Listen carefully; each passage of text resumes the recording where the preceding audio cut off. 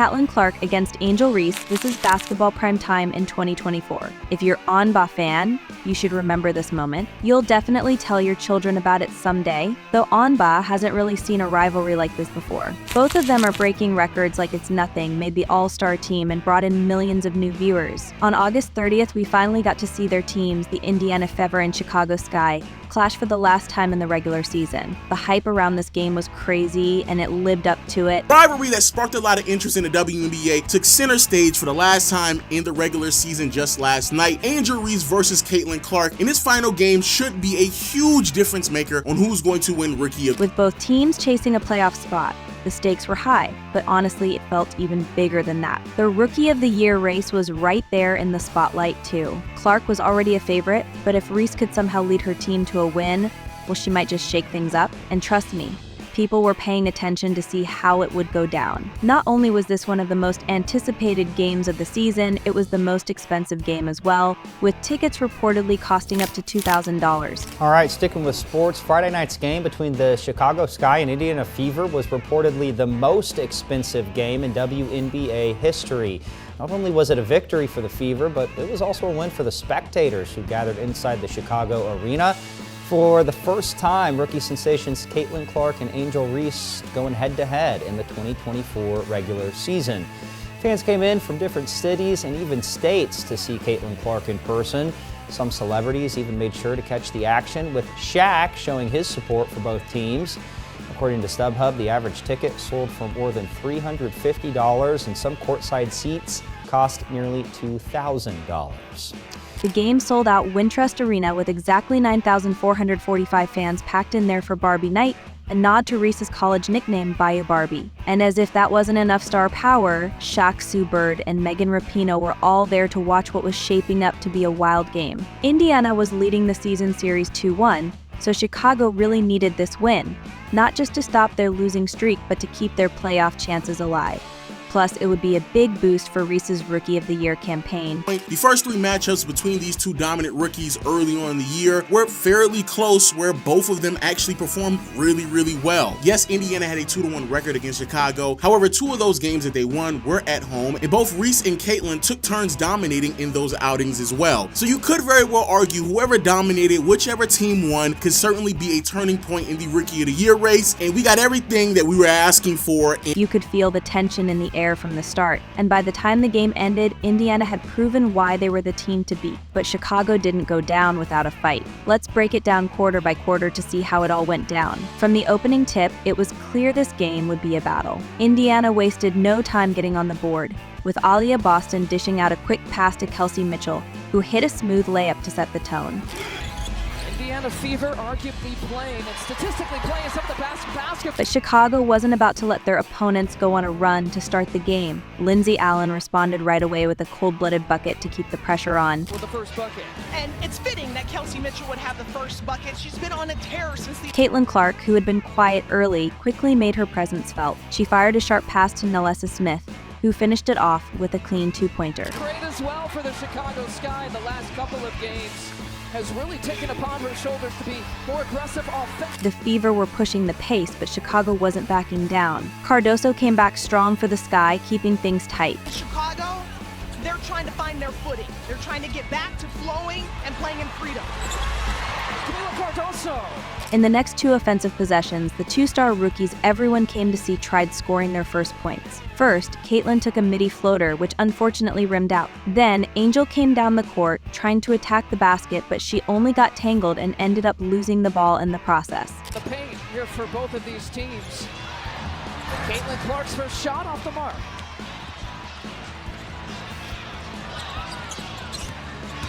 Angel Reese penetrating. Michaela charged into the lane for Chicago, adding 2 points and giving the Sky their first lead. But just like that, Clark came back with a three-pointer that put Indiana back up by 2. Possessions to the Aces, Washington, Connecticut. All three losses here for the Sky. Michaela Onyenwere has inserted herself, or has been inserted into the starting lineup since the Marina Mabry trade, and She has stepped up her game in that opportunity. Caitlin Clark for three, rattles it around for her first deep shot. Well, it's the scouting report on Caitlin. After this, Chicago Sky would go on a huge run to make the Fever fans worried that they could be watching a blowout. Lindsay Allen drained back-to-back three-pointers, electrifying the crowd and putting Chicago in control. The Sky built up a comfortable 1-2-8 lead. All 6-7 of her keeping it high, finds Allen. Jab step, high arcing shot! Oh, it was... But Allen wasn't over. She hit a mid-range shot with 6:40 left in the quarter. Fever fumbled the ball again, and the Sky had a chance to get a nice lead in the first. Onyura stepped up, hitting a big three-pointer to put the Sky up by 9 points.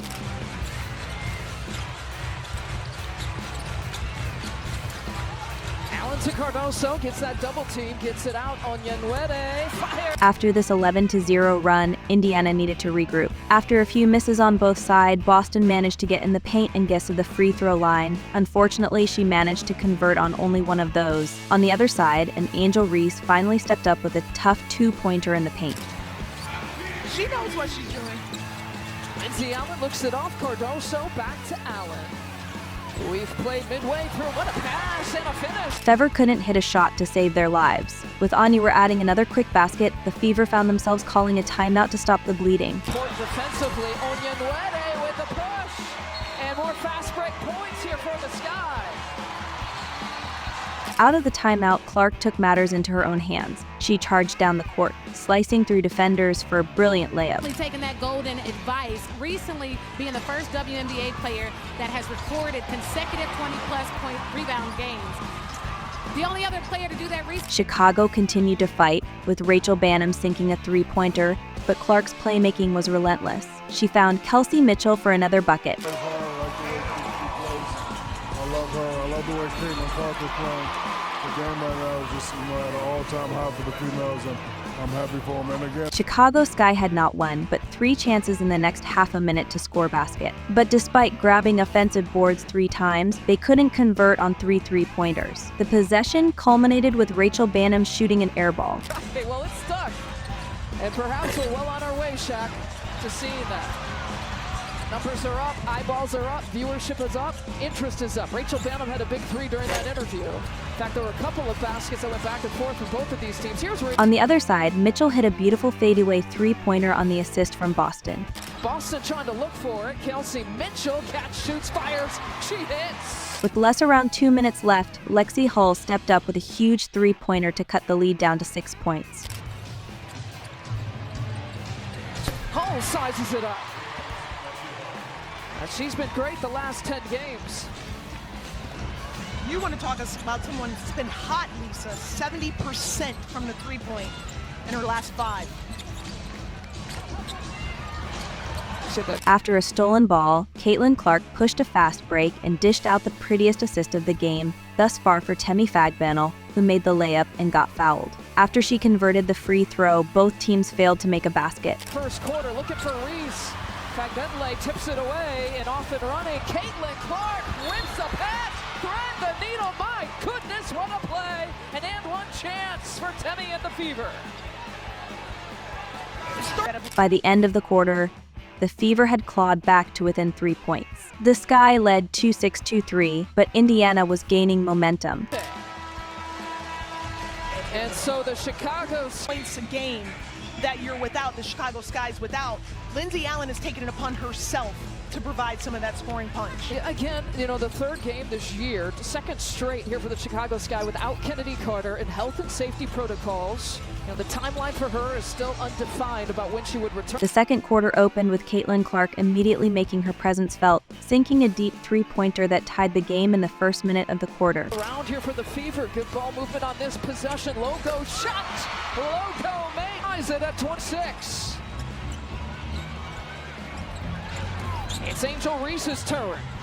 Spinning off her left shoulder and walked with it.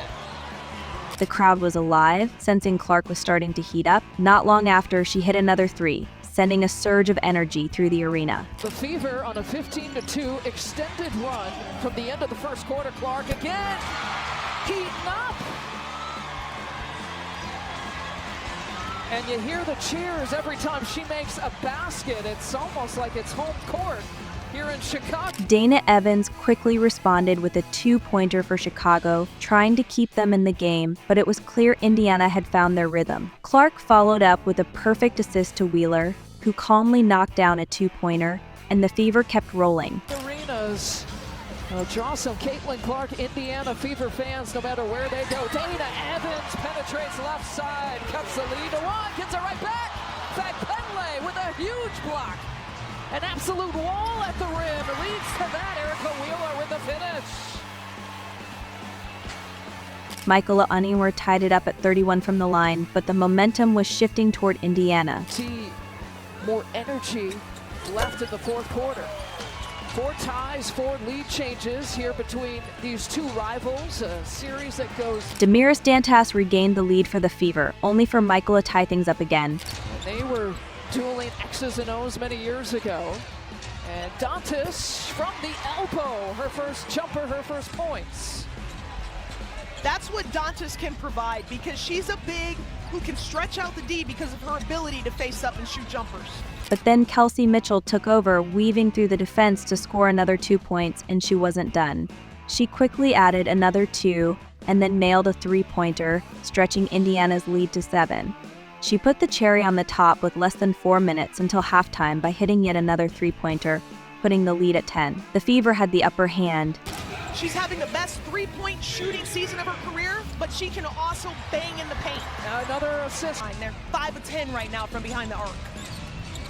Speaking of, a long shot tempo here today.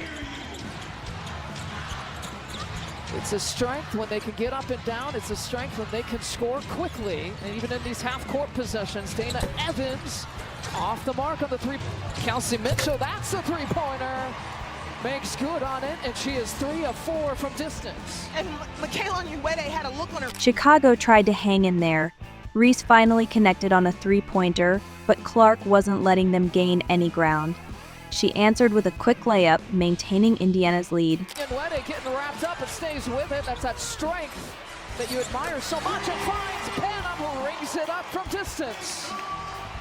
They've been trying. Chicago's been trying to find a way to get Rachel Banham going. That's one. Lindsay Allen and Angel Reese managed a couple of buckets for the Sky, but Favor managed to stay in the lead. Fever, largest lead for the Sky has been 13. Allen once again, her first points of the second quarter. She's got 14 in the game. Clark to Hull. Opportunity lost there for the Fever. Reese, a long 2, drills it.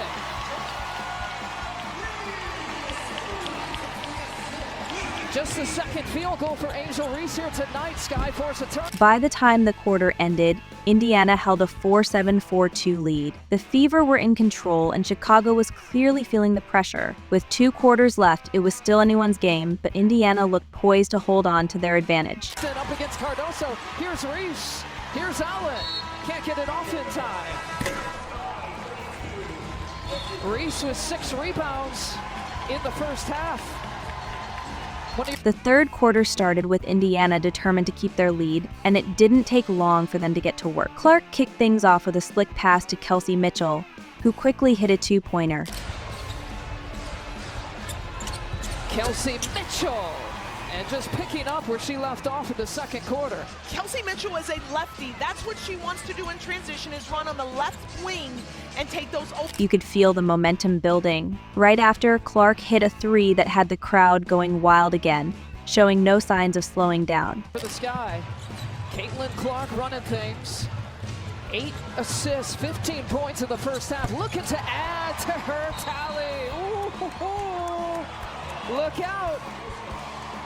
Caitlin has a reaction like. Rachel Banham tried to spark something for Chicago with a 3 of her own, but Clark went down the court and got fouled while attempting a 3-pointer of her own. She calmly stepped to the line for 3 free throws, knocking them all down with ease. The Fever's lead was now at 11, and Chicago was feeling the pressure. Rachel Banham, 3-point look on the way, and she hits it. Great job for the sharpshooter from Minnesota to use that ball screen to create a. So get possession from the sideline.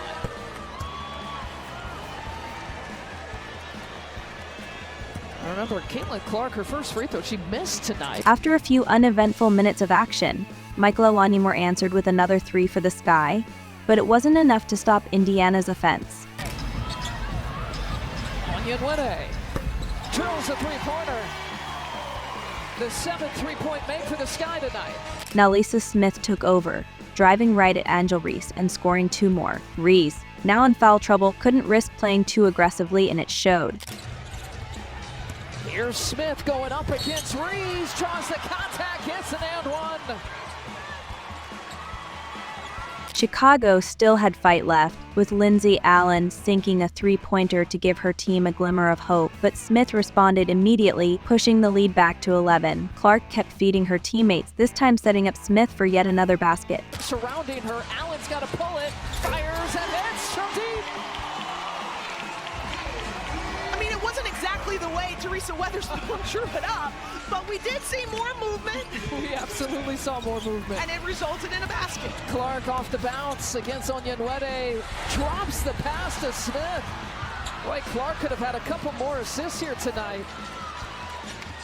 The Fever were rolling. Diamond DeShields did her best to keep Chicago alive, adding a 2-pointer, but the Sky couldn't get much momentum going.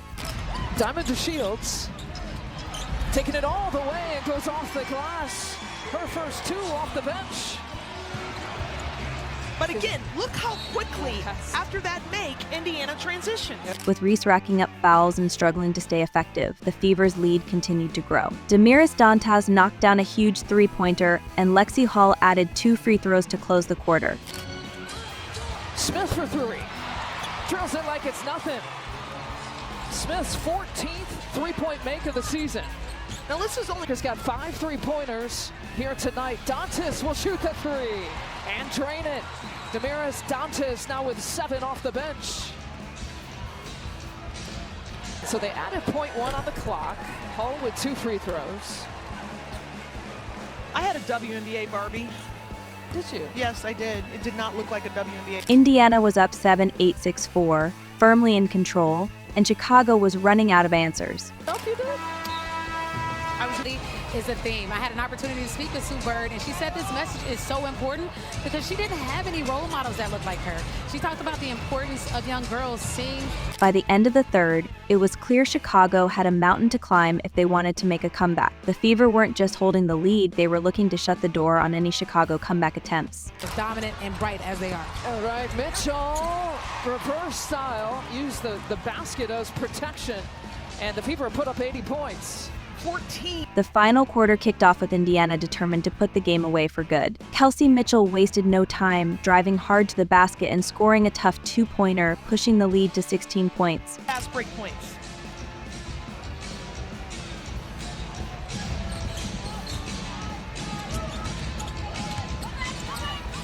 With Chicago not managing to get anything going, Boston hit back-to-back buckets to balloon the lead to 18. 3 points off from the free throw line. Maybe this will be it, and it is. First field goal coming with about 8 minutes and some change left to play. Rachel Bannum hit a 3-pointer for Chicago, but Indiana responded immediately. Lexi Hall stepped up with her own cold-blooded 3-pointer, keeping Indiana's lead at a comfortable 18 points. She finds her for another 3. And the Sky with a season best 9 3-point makes tonight. They've had to work to get to the 9. 38%, but the answer from home. The Sky were struggling to find their rhythm, and despite their efforts, the favor just kept coming. Hull hit another bucket, and the lead swelled to 19. Hull in the corner. She's got the last 6 for the Fever. 90 points. Caitlin Clark, clearly in control of the game, added 1 more 3-pointer, all but sealing the win for the Fever. Shooting 38%. Caitlin Clark, another 3-pointer.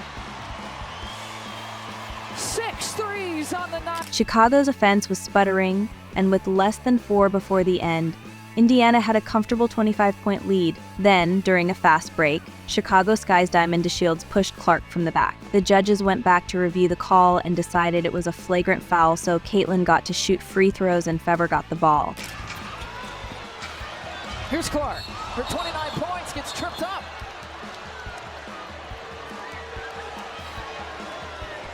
I want to welcome in our Ion audience who are watching Minnesota and against Caitlin. And they're going to go and look at this one. Yeah, they should.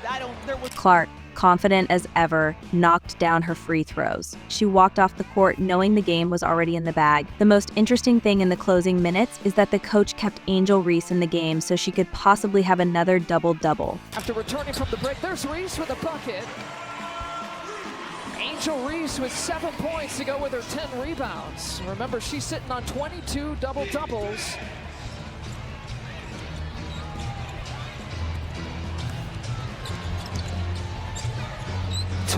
In the final 2 minutes, both teams slowed down, adding a couple more points each. But the result was already locked in. Indiana closed out the game in dominant fashion, leaving no doubt that they were the better team on the night. The final score, 1-0-0-8-1. Williams watching from the bench.